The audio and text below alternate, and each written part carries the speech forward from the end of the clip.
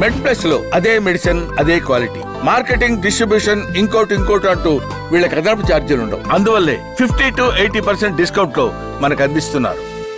ముఖం అనేది ఒక వ్యక్తికి ఐడి. సో దాన్ని బట్టి గుర్తిస్తారు, ఫోటో అదే తీసుకుంటారు. సో ముఖంలో ఏదైనా తేడాలు వచ్చినప్పుడు ఇబ్బంది అవుతుంది. సో సాధారణంగా యాక్సిడెంట్స్ అవుతున్నాయి. సో ఆల్మోస్ట్ 70% ముఖానికి సంబంధించిన ఎముకలు విరిగేది బైక్ యాక్సిడెంట్లోనే. సో అలా బైక్ యాక్సిడెంట్లు జరిగినప్పుడు సో మనము గోల్డెన్ అవర్లో వస్తే కొద్దిగా వేగంగా మనం రీకన్స్ట్రక్ట్ చేసే అవకాశం ఉందని చెప్పేసి తెలుస్తుంది. సో మొదటిది ఇలాంటి యాక్సిడెంట్లకు దూరంగా ఉండాలంటే అంటే ఎలాంటి ప్రివెన్షన్ స్టెప్స్ తీసుకోవాలి, అదే రకంగా ఒకవేళ యాక్సిడెంట్ జరిగితే ఈ గోల్డెన్ అవర్ అంటే ఏంటి, దాని యొక్క ప్రాముఖ్యత ఏంటి? మనకి ఎప్పుడు వాళ్ళు చెప్పినట్టు సేఫ్టీ మెజర్స్ చాలా ఇంపార్టెంట్. 2-వీలర్ డ్రైవ్ చేసేటప్పుడు హెల్మెట్ అండ్ కార్ డ్రైవ్ చేసేటప్పుడు సీట్ బెల్ట్. ఈ రెండిటి వల్ల మేజర్ ఇంజరీస్ తప్పించుకోవచ్చు. ఫర్ సపోజ్ ఇంకా తప్పకుండా అది ఏదో జరిగింది అనుకుంటే ప్లాస్టిక్ సర్జరీలో గోల్డెన్ అవర్ అని ఏమీ ఉండదు. బికాజ్ మేము ఇంజరీస్ అంటే ఫేషియల్ ఫ్రాక్చర్స్ అవి ఎంత తొందరగా చేస్తే అంత బెటరే. But still priorities for different things. అంటే న్యూరో సర్జరీ ఏదైనా హెడ్ ఇంజరీ ఉందనుకోండి, ఫస్ట్ అది ట్రీట్ చేస్తారు. అలాగే ఏదైనా బ్లీడింగ్ అవుతూ ఉంటే అది కంట్రోల్ చేయడం, అదర్ ఆర్గన్ ఇంజరీ చూడడం, ఇవన్నీ చూస్తూ ఫేషియల్ ఫ్రాక్చర్స్ ప్లాస్టిక్ సర్జరీ చేస్తారు. ఫేషియల్ ఫ్రాక్చర్స్ కోసం మేము CT scan, 3D CT, facial bones ఇట్లాంటివి చేయించి ఎక్కడెక్కడ బోన్స్ ఇరిగాయి, ఎలా ఇరిగాయి, ఎంత ఎక్స్టెంట్లో ఇరిగాయి అని చూసి అన్నీ దాన్ని ప్లేట్ స్క్రూస్తో ఫిక్స్ చేయొచ్చు. అండ్ మళ్ళీ ఇట్లాంటివి కూడా మినిమల్ ఇన్వేషన్ అంటే ఇన్సిషన్స్ కనిపించకుండా నోటి లోపల నుంచి కూడా చేస్తాం. కొన్నిటికి ఇన్సిషన్స్ ఫేస్ మీద ఇవ్వాల్సి వస్తుంది. కొన్ని ఫేస్ అన్నది చాలా మీరు చెప్పినట్టు ఇంపార్టెంట్ రికగ్నిషన్ ఫ్యాక్టర్ కాబట్టి స్కార్స్ని హిడెన్ చేయడానికి ట్రై చేస్తాం. ఒక్కొక్కసారి ఎక్స్టెన్సివ్ ఇంజరీస్లో అట్లా చేయలేము. ఉన్న ఇన్సిషన్స్ని కూడా as near as possible. But first thing is ఇలాంటి ఎక్స్టెన్సివ్ ఇంజరీస్ ఉన్నప్పుడు కాస్మెసిస్ని మైండ్లో పెట్టుకొని కూడా ఇన్సిషన్స్ హీల్ అవ్వాలి. అంటే వూండ్స్ హీలింగ్ కోసం ప్రయత్నిస్తాం. First healing followed by cosmesis. But when done by a plastic surgeon always మా బ్యాక్ ఆఫ్ ద మైండ్లో కాస్మెసిస్ అన్నది రన్ అవుతానే ఉంటుంది. సో ఎంత విజిబుల్ స్కార్స్ తగ్గించడం, ఎంత మంచి స్కార్స్ ఇవ్వడం ఆర్ స్కార్స్ని హైడ్ చేయడం అన్నది ట్రై చేస్తాం.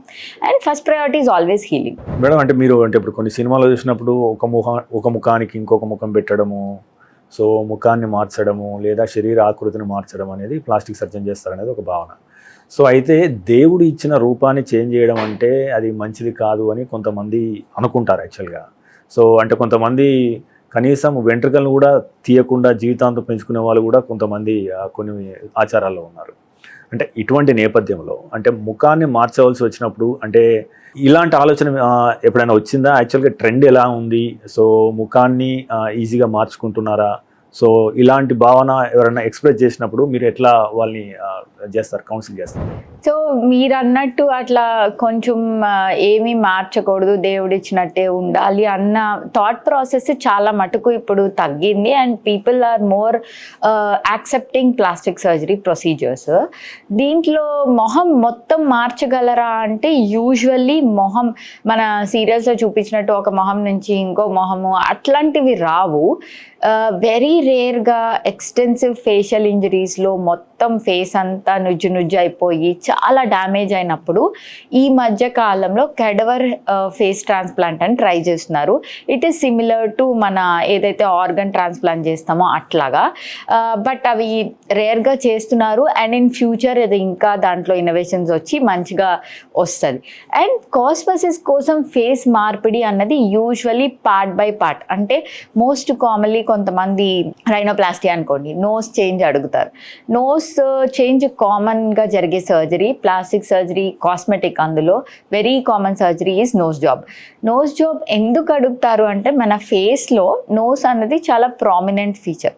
ఒక పర్సన్ని మనం ఐడెంటిఫై చేసినప్పుడు గుర్తుపెట్టుకున్నప్పుడు కూడా nose features are very important. And కెమెరాలో ఏదైనా పిక్చర్స్ తీసినప్పుడు కూడా నోస్ కాంటూర్స్ హైలైట్ అవుతాయి. అండ్ దానివల్ల ఫేస్ బ్యాలెన్స్, అందం కూడా డిఫైన్ చేస్తుంది.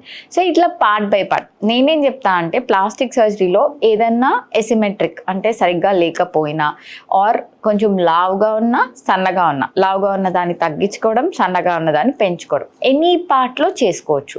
బట్ టోటల్ ఫేస్ మార్పిడి ఫర్ కాస్మెసిస్ చేయం యూజువల్లీ. నోస్ కానీ, లిప్స్ కానీ, చీక్స్ కానీ, ఐస్ కానీ అలా ఎట్లయినా మార్చచ్చు.